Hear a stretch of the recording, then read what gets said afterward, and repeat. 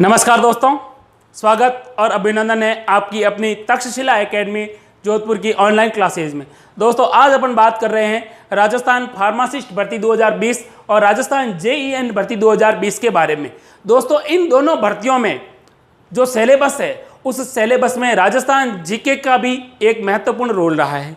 इसी को ध्यान में रखते हुए और विद्यार्थियों की मांग पर तक्षशिला एकेडमी जोधपुर आपके लिए लेकर आया है topic wise online test series, जिसमें आपको पहले जो पूर्व परीक्षाओं में आ चुके हैं प्रश्न वो भी मिलेंगे और कुछ नए प्रश्न जो महत्वपूर्ण साबित होंगे आपके सिलेक्शन के लिए, उन प्रश्नों को भी हम शामिल करेंगे।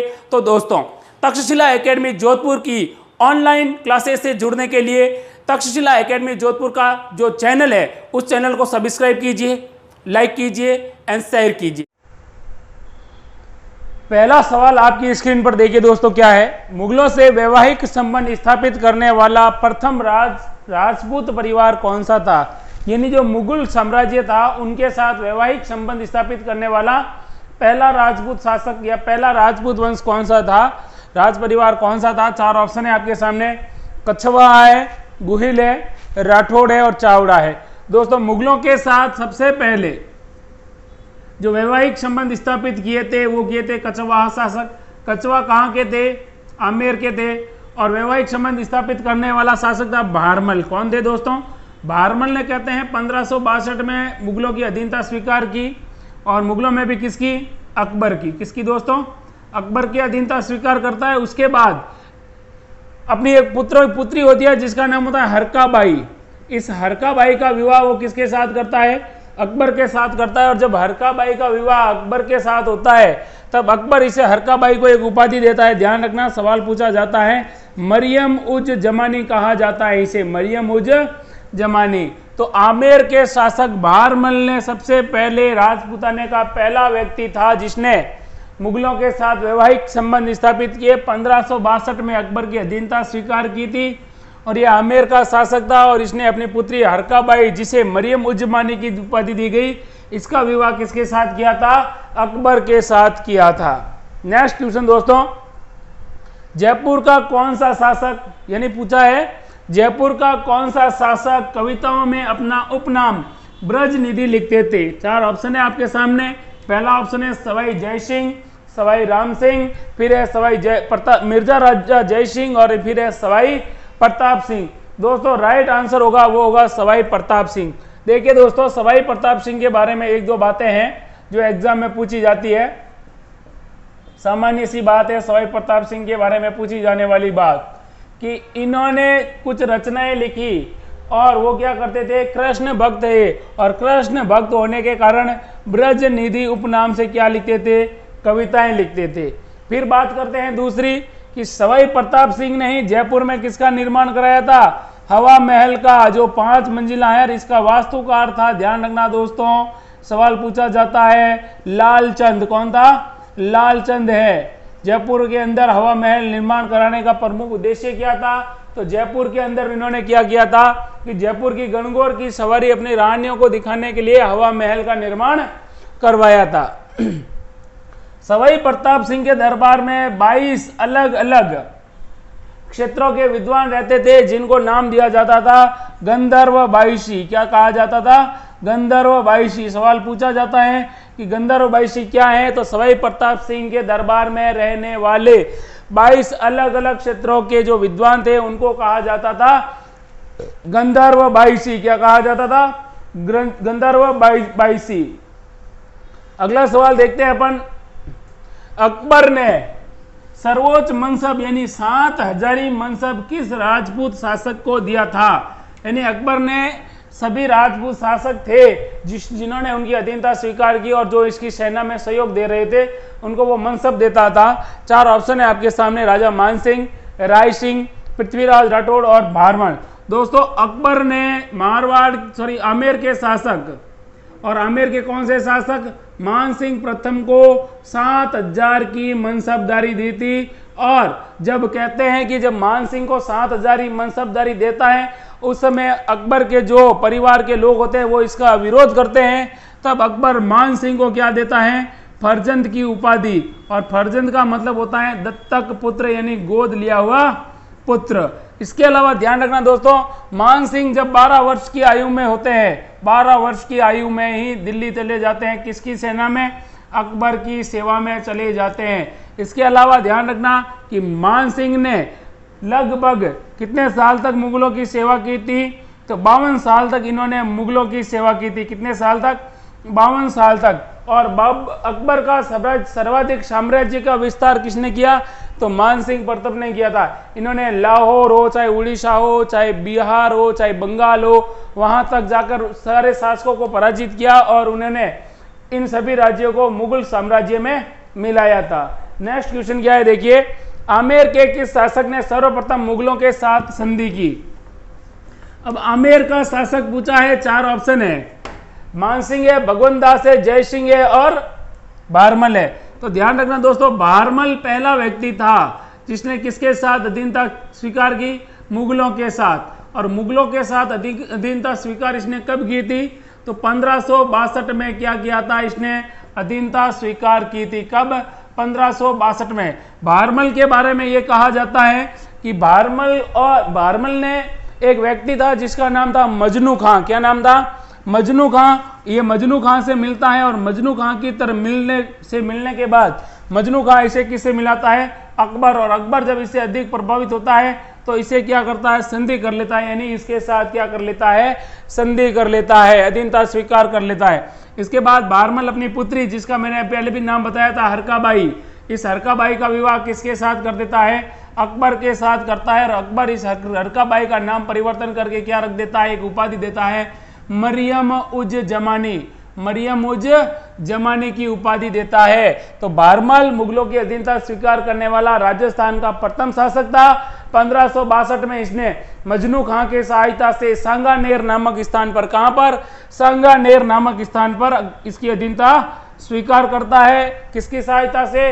मजनू खां की सहायता से। और अपनी बेटी हरकाबाई का विवाह किसके साथ कर देता है? ये कर देता है अकबर के साथ। नेक्स्ट क्वेश्चन देखते हैं, 12 कोटड़ियां, 12 कोटड़ी के नाम से कौन सा राज्य प्रसिद्ध था? सवाल पूछा है, 12 कोटड़ी के नाम से कौन सा राज्य प्रसिद्ध था? 4 ऑप्शन है, आमेर है, उसके बाद आपका मेवाड़ है, और मेवाड़ के बाद देखिए दोस्तों मारवाड़ है, और मारवाड़ के बाद कोटा है। तो ध्यान रखना दोस्तों, जयपुर के अंदर एक शासक हुए थे सांगा। कौन हुए थे? सांगा। बहुत पहले की बात है। सांगा का पुत्र था पृथ्वीराज। कौन था? पृथ्वीराज। और सांगा का, ये मेवाड़ की बात नहीं है, ये कहां की बात है? आमेर यानी जयपुर की। और पृथ्वीराज ने क्या किया था? अपने 12 पुत्रों, कितने पुत्रों? 12 पुत्रों में जो राज्य था वो क्या कर दिया? विभाजित कर दिया। अपने राज्य को 12 भागों में बांट दिया और उन्हें नाम दिया 12 कोटड़ियां। क्या नाम दिया दोस्तों? 12 कोटड़ी कहा गया था। नेक्स्ट क्वेश्चन देखते हैं आपकी स्क्रीन पर, जयपुर में रामप्रकाश थिएटर की स्थापना किस महाराजा के काल में हुई है? बहुत अच्छा सवाल है जो पूछा जाता है अक्सर एग्जामों में। जयपुर में रामप्रकाश थिएटर की स्थापना किस महाराजा के काल में हुई? 4 ऑप्शन है, प्रताप सिंह द्वितीय, महाराजा राम सिंह द्वितीय, फिर है विजय सिंह और फिर है मान सिंह। तो दोस्तों जयपुर में रामप्रकाश थिएटर की स्थापना के बारे में पूछा है, इसका राइट आंसर क्या है? तो ध्यान रखना दोस्तों, रामप्रकाश थिएटर की स्थापना की जाती है 1879 में। क्या कब की जाती है? 1879 में। संस्थापक कौन थे? तो ध्यान रखना दोस्तों, राम सिंह द्वितीय। राम सिंह द्वितीय ने क्या किया था? रामप्रकाश थिएटर की स्थापना की थी। इस रामप्रकाश थिएटर में क्या होता था? पहले मूवियां या फिल्में नहीं होती थी, तो यहाँ पर देश के सभी जो प्रसिद्ध नाटककार होते थे यहाँ पर आते और नाटक का मंचन होता था। नाटक मंचन होता था रामप्रकाश थिएटर, जिसकी स्थापना 1879 में राम सिंह द्वितीय द्वारा की गई थी। नेक्स्ट क्वेश्चन देखते हैं आपकी स्क्रीन पर क्या है, कौन पृथ्वीराज चौहान तृतीय का दरबारी था? नहीं था। 4 ऑप्शन है और उनमें से बताना है कि इनमें से कौन सा नहीं था। तो ध्यान रखना दोस्तों, 4 ऑप्शन है आपके सामने कि पृथ्वीराज का कौन सा उनका दरबारी नहीं था। विद्यापति गौड़, वागीश्वर जनार्दन, विश्वरूप और सारंगधर। दोस्तों विद्यापति गौड़ थे वो पृथ्वीराज चौहान के दरबारी थे, वागीश्वर व जनार्दन भी थे और विश्वरूप भी थे, लेकिन सारंगधर हैं वो पृथ्वीराज चौहान के दरबारी नहीं थे। ध्यान रखना। नेक्स्ट क्वेश्चन क्या है आपकी स्क्रीन पर देखिए, अजमेर शहर का संस्थापक कौन था? अजमेर शहर का संस्थापक कौन था? 4 ऑप्शन है, अर्णोराज है, अजय राज है, विग्रह राज है और वासुदेव चौहान है। पूछा किसका है? अजमेर का संस्थापक। तो ध्यान रखना दोस्तों, अजमेर है, इनकी स्थापना की थी अजय पाल ने। किसने की थी? अजय पाल ने की थी सन 1113 में। कहां पर की थी? तो अजय मेरू नाम से इन्होंने अपनी राजधानी बनाई। क्या बनाई? अजय मेरू, जिसे अजमेर कहा जाता है, और यहीं पर अजय मेरू दुर्ग भी बनाया था और यहीं पर अजमेर की स्थापना हुई थी। कई कई किताबों में गुगरा घाटी भी लिखा होता है। तो गुगरा घाटी का मतलब यह है कि अजमेर के अंदर एक घाटी है, गुगरा घाटी, जो अजमेर के मध्य में स्थित है। ठीक है दोस्तों, जहां पर RPSC, Rajasthan public service commission का भी क्या है? कार्यालय है। नेक्स्ट क्वेश्चन देखते हैं क्या है। कोटा राज्य का संस्थापक कौन था? अब सवाल पूछा है कोटा राज्य का संस्थापक कौन था है? 4 ऑप्शन है, राम सिंह, हनुमंत सिंह, माधो सिंह और सूरजपाल। दोस्तों, कोटा राज्य के जो संस्थापक कौन थे? वो थे माधो सिंह। कौन थे दोस्तों? माधो सिंह ने कोटा राज्य की स्थापना की थी। इसके अलावा ध्यान रखना दोस्तों, ये जो कोटा है, इस कोटा की स्थापना हुई है 1631 में। कब हुई है? 1631 में कोटा की स्थापना कौन करता है? तो ध्यान रखना, माधो सिंह करते हैं। अब देखिए कोटा के बारे में क्या कहा जाता है। इसे क्या कहा जाता है? राजस्थान का शिक्षा तीर्थ, या फिर कह सकते हो शिक्षा तीर्थ स्थल कहा जाता है राजस्थान का। कौन सा जिला? कोटा। इसे क्या कहा जाता है? बगीचों का शहर। किसका शहर? राजस्थान में बगीचों का शहर, यानी उद्यानों का शहर। इसके अलावा कोटा को कहा जाता है, ध्यान रखना दोस्तों, औद्योगिक नगरी। क्या कहा जाता है? औद्योगिक नगरी। इसे और क्या कहा जाता है? राजस्थान का क्या कहा जाता है? कानपुर कहा जाता है। इसके अलावा कोटा किस नदी के किनारे है? तो चंबल नदी के किनारे स्थित है। चंबल नदी के किनारे क्या स्थित है? कोटा स्थित है। ध्यान रखना दोस्तों, तो कोटा है, इसके बारे में सवाल पूछे कि कोटा की स्थापना 1631 में माधो सिंह के द्वारा की गई थी। कोटा चंबल नदी के किनारे है। कोटा को वर्तमान में क्या कहा जाता है? वर्तमान शिक्षा तीर्थ स्थल, बगीचों या उद्यानों का शहर, औद्योगिक शिक्षा नगरी और राजस्थान का कानपुर भी कहा जाता है। नेक्स्ट क्वेश्चन है, चौहान शासक जो कवि बांधव के रूप में जाना जाता है, यानी राजस्थान का कौन सा शासक था जिसको कवि बांधव कहा जाता है? 4 ऑप्शन है, पृथ्वीराज चौहान, राणा कुंभा, या फिर प्रताप सिंह या विग्रह राज चतुर्थ। तो दोस्तों, विग्रह राज चतुर्थ कौन है? विग्रह राज चतुर्थ। विग्रह राज चतुर्थ को क्या कहा जाता है? कट्टी बांधव या कवि बांधव कहा जाता है। इन्होंने अजमेर के अंदर संस्कृत पाठशाला बनाई थी, जिसको बाद में KTB कुतुबुद्दीन ने तुड़वाया और वहां पर उसकी स्थान पर क्या बना दिया? 2.5 दिन का झोपड़ा। कौन सा झोपड़ा? 2.5 दिन का झोपड़ा बनवा दिया था। इसके अलावा 1-2 बातें और याद रखनी है इनके बारे में। इनकी जो पुस्तक थी, उसकी पुस्तक का नाम पूछा जाता है तो इन्होंने एक ग्रंथ लिखा, हरिकेली।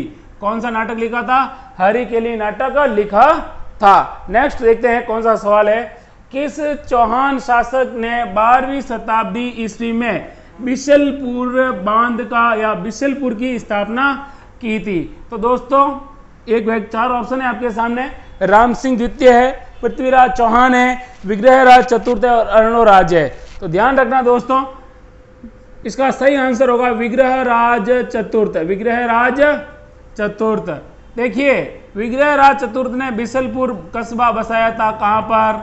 टोंक में। इसके अलावा इन्होंने एक झील भी निर्माण करवाया था, जिसका नाम था बिसलसर झील। अजमेर के अंदर मैंने अभी वापस बता दूं, संस्कृत पाठशाला का भी क्या करवाया था? इन्होंने निर्माण करवाया था। इसके अलावा इनके जो नाटक का नाम वापस बता दूं, हरिकेली कहा जाता है। इनका नाटक जहां पर इन्होंने लिखा था, उस नाटक का नाम था विग्रह राज चतुर्थ।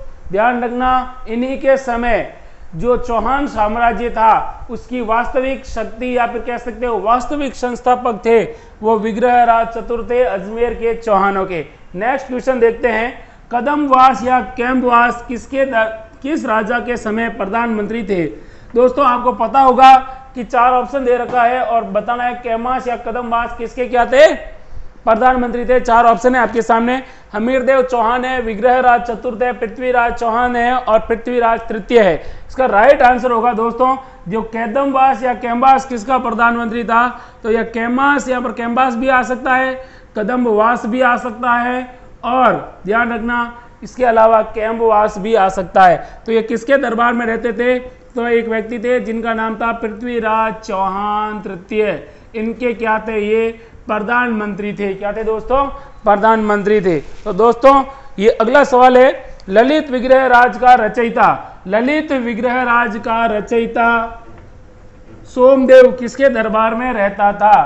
4 ऑप्शन है, विग्रहराज या बिसलदेव चतुर्थ, पृथ्वीराज चौहान, जगत सिंह या है राय सिंह। दोस्तों किसका पूछा है, ललित विग्रहराज। और ललित विग्रहराज है ये देखिए, पुस्तक की रचना किसने की थी, सोमदेव ने। और सोमदेव किसका दरबारी था, तो ये था विग्रहराज चतुर्थ का। दोस्तों किसका था, विग्रहराज चतुर्थ का दरबारी था और इनके दरबार में रहता था।